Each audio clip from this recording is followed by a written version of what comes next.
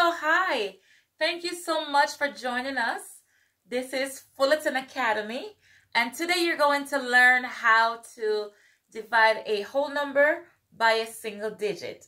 Okay, let's get started.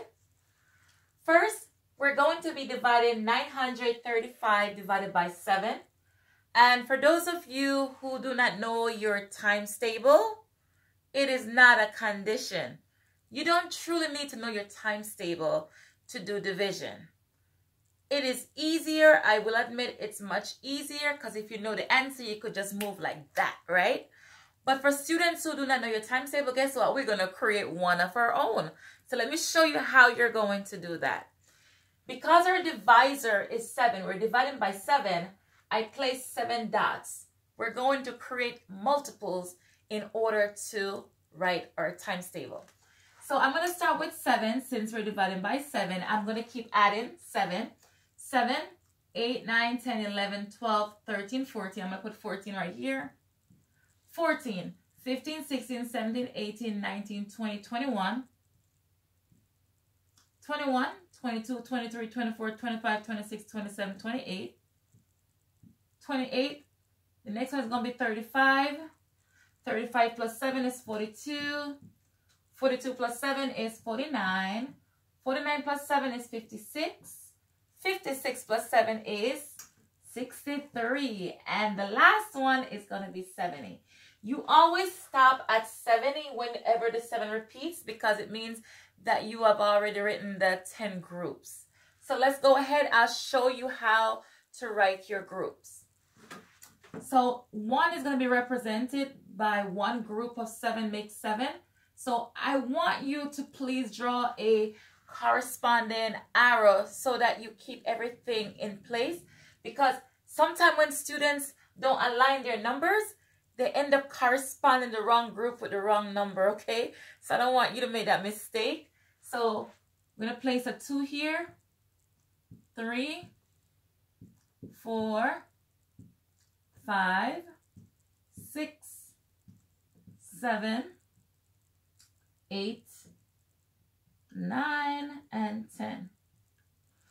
Okay, perfect. So it means 7 times 1 is 7. 7 times 2 is 14. 7 3 is 21. 7 4 is 28. 7 5 is 35. 7 6 is 42.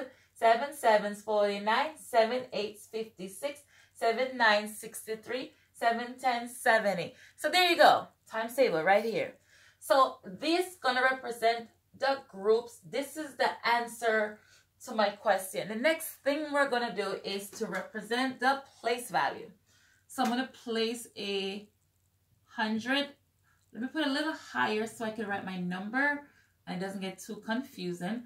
So I'm going to put H to represent the hundreds, T for the tens, O for the ones. I'm going to draw a line to separate it. The reason why I'm doing this, because for many students, when they're not paying attention to the place value, they will get some weird answer that does not correspond with the concept that they're using.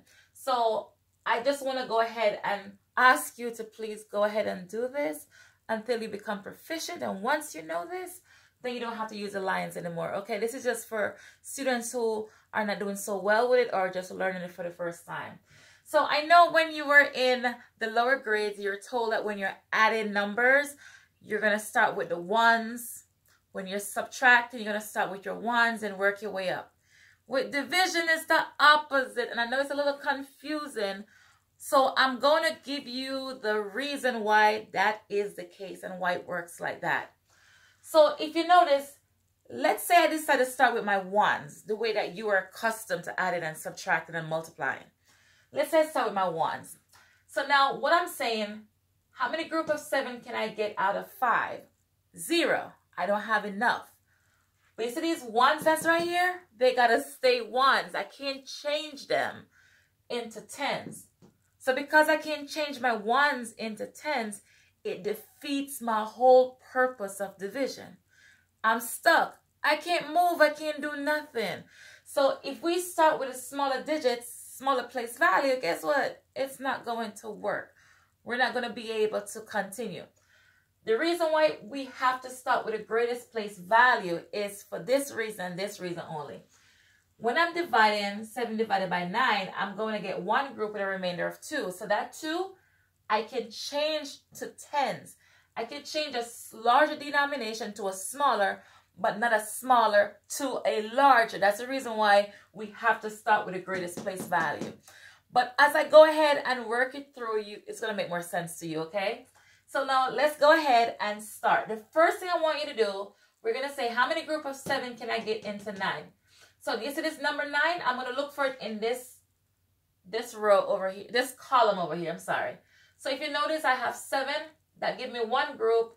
14 give me 2, but I'm only focusing on my hundreds place. So I'm only looking at the 9 only, okay? So I don't have enough to get 2, but I can get 1. You see this 1 right here? That's going to be your answer. So you're going to go right above the hundreds. So I know automatically right now I have 3 digits in my answer because it starts with a 1. Now I'm going to subtract the 7. 1 times 7 is 7. So once you already count it, subtract it.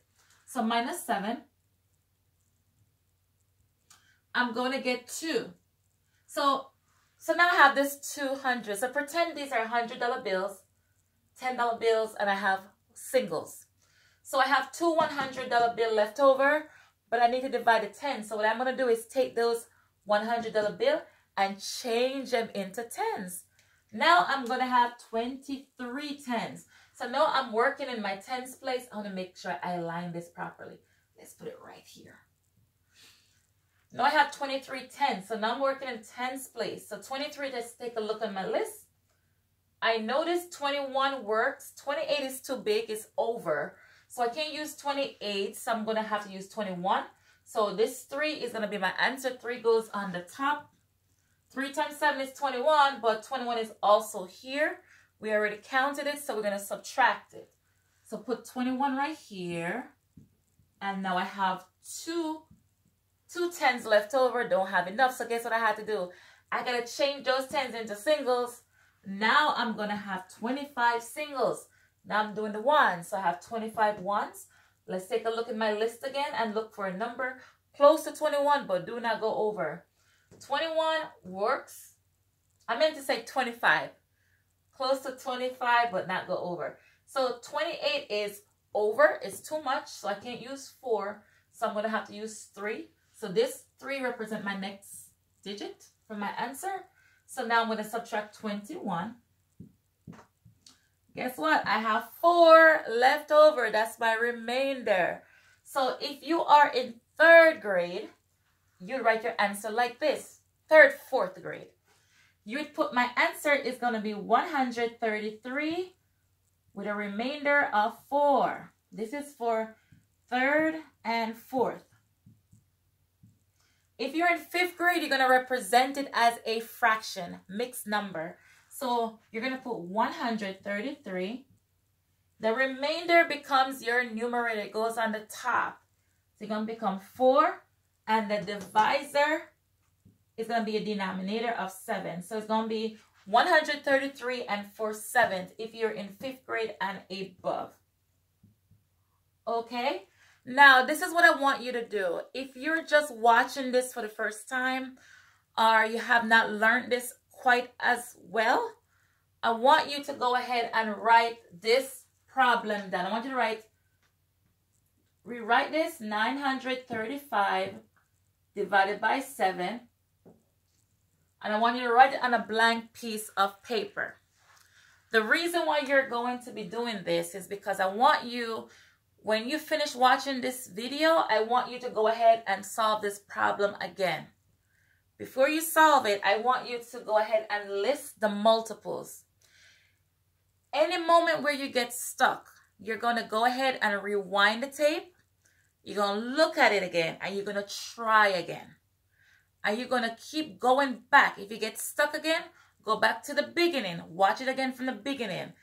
Try to figure out what the mistake that you're making, and then I want you to fix it. Try it again. If you have to do it 5 or more times, I want you to do it. It is worth it. You need to use these skills in middle school, high school, and beyond.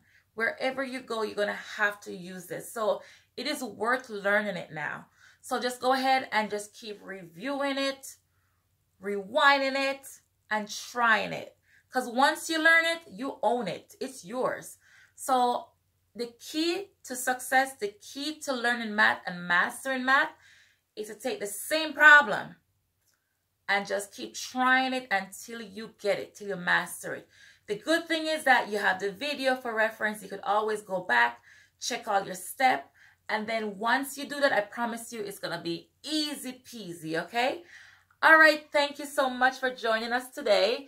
Please visit our website at fullertonacademy.org, and please email us at fullertonacademy19@gmail.com. And once again, thank you for subscribing. Thank you for sharing.